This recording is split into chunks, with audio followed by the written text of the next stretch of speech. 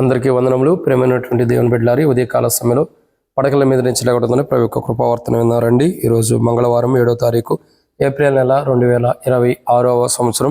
ఈ ఉదయకాల సమయంలో పడకల నుంచి లేకుండా ప్రభు యొక్క కృపావర్తన విన్నట్టయితే ఆది కాండము 22వ అధ్యాయము మనం చూసినట్టయితే 17వ వచనం చదువుదాం. నేను నిన్ను ఆశీర్వదించి ఆకాశ నక్షత్రం వలన సముద్ర తీరమందు తీసుకోవాలను, నీ సంతానమును నిశ్చయముగా విస్తరింప చేసేదను, నీ సంతతి వారు తమ శత్రువుల గవిని స్వాధీనపరుచుకొందురు. కానీ ఈరోజు మనకు ఇవ్వబడిన కృపావార్తను చూసినట్టు ప్రియులారా, నేను ఆకాశ నక్షత్రముల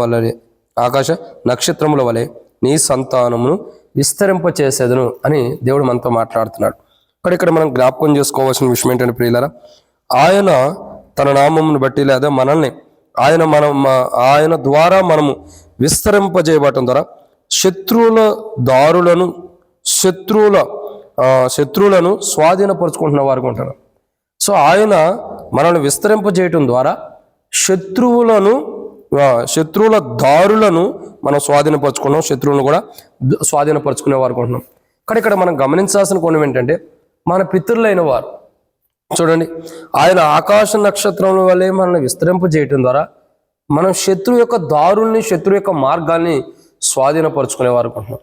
సో దాంట్లో ఒక విషయం చూసినట్టయితే, ఆయన ఆకాశ నక్షత్రం వల్లే అబ్రహాం, ఇస్సాకు, యాకోబులకు ఇచ్చిన మాట ప్రకారం దేవుడు తన ప్రజల యొక్క సంతానాన్ని విస్తరింపజేసినప్పుడు వారు కొన్ని విషయాల్లో స్వాధీనపరుచుకుంటున్న వారికి ఉంటారు. ఇక్కడ ప్రభు అంటాడు కదా, ఏమంటాడు? వారు తమ శత్రువుల గవిని స్వాధీనపరుచుకుందరు. కాబట్టి ఆకాశ నక్షత్రం వల్లే చేయబడటం ద్వారా తమ శత్రువుల గవిని వారు ఏం చేస్తున్నారు? స్వాధీనపరుచుకున్నారు. కాబట్టి ఇశ్రాయేలు ప్రజలు స్వాధీనపరుచుకున్న వాటిలో అంటే దేవుడు ఆకాశ నక్షత్రంలో వాళ్ళని విస్తరింపజేసి వాళ్ళని ఆశీర్వదించి విస్తరింపజేయటం ద్వారా వారు తమ శత్రువుల యొక్క గవిని స్వాధీనపరుచుకున్నారు. వారు స్వాధీనపరుచుకున్న వాటిలో 5 విషయాలు చెప్పవచ్చు. ఏమేమి స్వాధీనపరుచుకున్నారు? మొదటిగా చూసినట్టయితే రండి, ద్వితీయోపదేశ కాండము 3వ అధ్యాయం 8వ వచనం.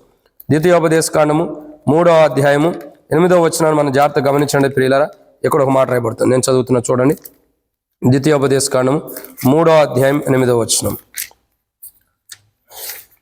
ద్వితీయోపదేశ కాండం 3వ అధ్యాయం 8వ వచనంలో ఇక్కడ మాట చూసినట్టయితే, ఆ కాలమున అర్నోను ఏరు మొదలుకొని హెర్మోను కొండ వరకు యోర్దాను అవతలలో ఉన్న దేశమును అమోరీయుల 2 రాజుల యొద్ద నుండి పట్టుకుంటేమి. అక్కడ మొట్టమొదటిగా దేవుని ప్రజల యొక్క జీవితాల్లో వారు స్వాధీనపరుచుకున్న చాలా ఉండే. కానీ ఈరోజు మనం చూసే దాంట్లో మొదటి కోణం దేవుని ప్రజలను విస్తరింపజేసి ఆకాశ నక్షత్రం వల్ల ఆశీర్వదించి విస్తరింపజేయటం ద్వారా వారి సంతానాన్ని దేవుడితో అబ్రహాం, ఇస్సాకు, యాకోబులకు ఇచ్చిన వాగ్దానం ప్రకారం దేవుని ప్రజల్ని ఆకాశ నక్షత్రంలో దేవుడు విస్తరింపజేయటం ద్వారా వారు తమ శత్రువుల గవిని స్వాధీనపరుచుకున్నారు. దాంట్లో మొదటిది ఏంటంటే హెర్మోను పర్వతము. ఏదైతే హెర్మోను పర్వతం ఉందో ఆ పర్వతాన్ని దేవుని ప్రజలు స్వాధీనపరుచుకుంటున్నారు. ఎందుకంటే హెర్మోను దాని దగ్గర ఉన్నటువంటి వారు ఏదైతే హెర్మోన్ ఉందో ఆ ప్రాంతం వరకు అంతా కూడా ఆ అమోరీయుల 2 రాజులు ఆ రాజుల యొద్ద నుండి పట్టుకుంటే స్వాధీనపరుచుకుంటున్నారు.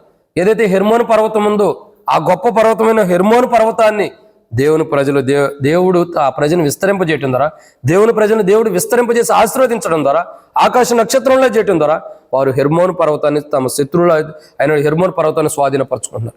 రెండోదిగా చూసినట్టయితే వారు స్వాధీనపరుచుకుంటుంది. రెండోదిగా చూసినట్టయితే యెహోషువ గ్రంథం 8వ అధ్యాయం 12వ వచనం. యెహోషువ గ్రంథం 8వ అధ్యాయం 12వ వచనం. ఇక్కడ రెండోదిగా మనం చూస్తున్నాం. యెహోషువ గ్రంథం 8వ అధ్యాయం 12వ వచనం మనం చూసినట్టయితే, వారికిని హాయికిని మధ్యన లోయ ఉండగా అతడు ఇంచుమించు 5,000 మంది మనుషులు నియమించి పట్టణమునకును పడమటి వైపున బేతేలునకును హాయికిని మధ్య పొంచి ఉండుట ఉంచెను. ఇక్కడ రెండో కోణం ఏంటంటే బేతేలు. రెండోదిగా చూసినట్టయితే బేతేలు యొక్క అనుభవం. బేతేలును కూడా స్వాధీనపరుచుకుంటున్నారు. కాబట్టి ప్రియులారా, ఇక్కడ దేవుని వాక్యాన్ని చూసినట్టయితే బేతేలును స్వాధీనపరుచుకుంటున్న అనుభవాన్ని చూస్తున్నాం. కాబట్టి ఏ బేతేలు అయితే దేవుని ప్రజలకు సాదృశ్యంగా దేవుడు ఉంచుతూ వచ్చాడు, దేవుని ప్రజల కొరకు సాక్షాత్తుగా ఉంచుతూ వచ్చాడు, ఆ బేతేల్ని శత్రువుల దగ్గర నుంచి ఏం చేస్తున్నాడు? దేవుడు స్వాధీనం చేయబోతున్నాడు. ఆ హెర్మోను స్వాధీనం చేస్తున్నాడు శత్రువుల దగ్గర నుంచి. ఎందుకంటే వీరిని విస్తరింపజేశారు కాబట్టి శత్రువుల దగ్గర నుంచి స్వాధీనం చేస్తున్నాడు.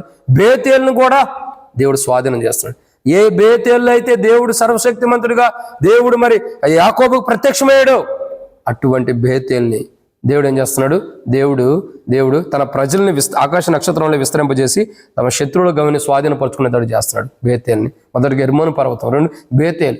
మూడోదిగా చూసినట్టయితే రండి, యెహోషువ గ్రంథం 8వ అధ్యాయం 12వ వచనంలో హాయి ఏమరాబడితే వచ్చింది, వారికి హాయికి మధ్యలో ఉండగా అతడు ఇంచుమించు అని రాయబడుతుంది. అంటే హాయి ప్రాంతాన్ని, ఏదైతే హాయి అనే ప్రదేశం ఉందో, ఏదైతే హాయి అనే ప్రాంతం ఉంటూ వచ్చిందో దాన్ని స్వాధీనపరుచుకుంటూ వచ్చారు. ఒకప్పుడు హాయి ప్రాంతం మీదకి వెళ్ళినప్పుడే యుద్ధం జరిగినప్పుడు ఓటమి పాలు కూడా చూస్తూ వస్తున్నాం.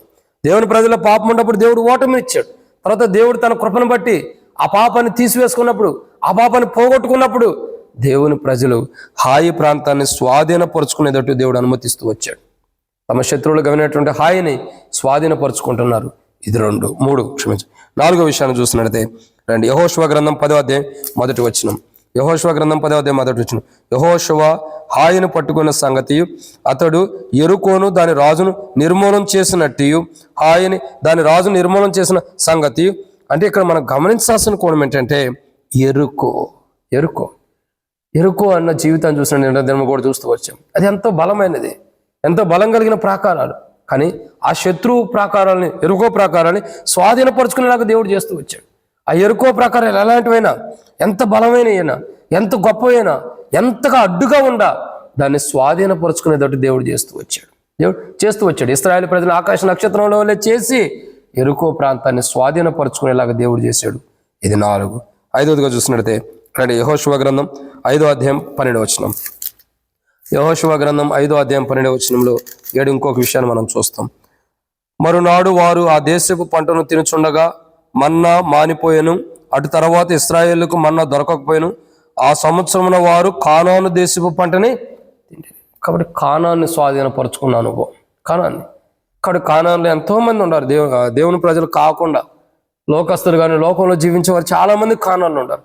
ఆ కానాను ప్రాంతాన్ని స్వాధీనం చేసుకునేదాడు చేశాడు.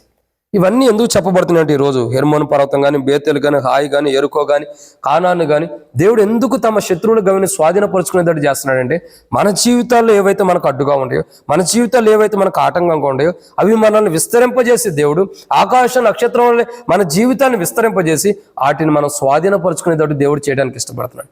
ఏవైతే మనకు అడ్డుగా ఉండి, ఏవైతే మనకు ఆటంకంగా ఉన్నాయో, ఏవైతే మనకు ప్రమాదం ఉంటూ వస్తున్నాయో, ఏవైతే మనకు నష్టం చేసేకుంటున్నాయో వాటిని ఖచ్చితంగా దేవుడు మనం స్వాధీనం చేసుకునేటట్టు, ఏదైతే ఆటంకపరిచేది ఉందో దాని స్వాధీనం, ఏదైతే ఇంకా ప్రమాదకరంగా ఉందో దాన్ని స్వాధీనం చేసుకునేటట్టు, ఏదైతే మనకి నష్టం చేసేది ఉందో దాన్ని స్వాధీనం చేసుకునేటట్టు దేవుడు ఖచ్చితంగా మనల్ని విస్తరింపజేస్తాడు. ఇక్కడ విషయం ఏంటంటే హెర్మోను కానీ, బేతేలు కానీ, హాయిని కానీ, ఎరుకో కానీ, కానాను కానీ దేవుడు స్వాధీనపరుచుకునేటట్టు చేయకముందు వారిని విస్తరింపజేశాడు. దేవుడు నన్ను మనకు కావాల్సిన వాటిని మనకి దేవుడు స్వాధీనం చేయకమునుపు మొట్టమొదట మనల్ని దేవుడు విస్తరింపజేస్తాడు.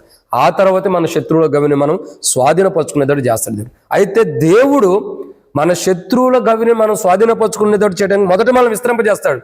ఆ విస్తరింపజేసేంత వరకు మనం ఓపికతో ఉండాలి. మనం తొందరపడితే కొద్ది ఎప్పుడైతే ఓపిక ఉంటామో అప్పుడు శత్రువుల గవిని మనం స్వాధీనపరుచుకుంటాం. దేవుడు తన సంకల్పంలో బయలుపరిచినప్పుడు అట్లే రీతిలో మనం మన శత్రువు యొక్క గవిని స్వాధీనపరచుకోవడం కొరకాయి మనకు ఓర్పు సహనం దేవుడు ఇచ్చినట్టు, అదే రీతిలో దేవుడు తన దయా సంకల్పంలో మనల్ని కాపాడినట్లు ప్రభు సాయించను గాక. ఆమేన్. ప్రార్థన. మమ్మల్ని మిక్కలకి ఎక్కువగా ప్రేమించిన ప్రియ పరలోకపు తండ్రి, మీకు వందనాలు. విత్తబడిన మాటలకు నీరు కట్టి ఫలింపు చేయండి.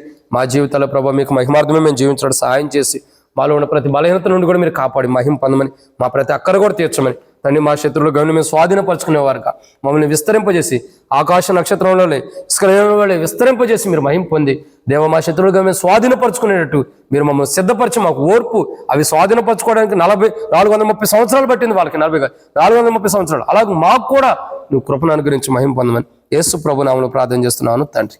ఆమేన్. ప్రేమ దేవుని బిడ్డలారా, అందరికీ మన ప్రభువైన యేసుక్రీస్తు నామములో శుభావందనములు. ప్రైస్తలాడు.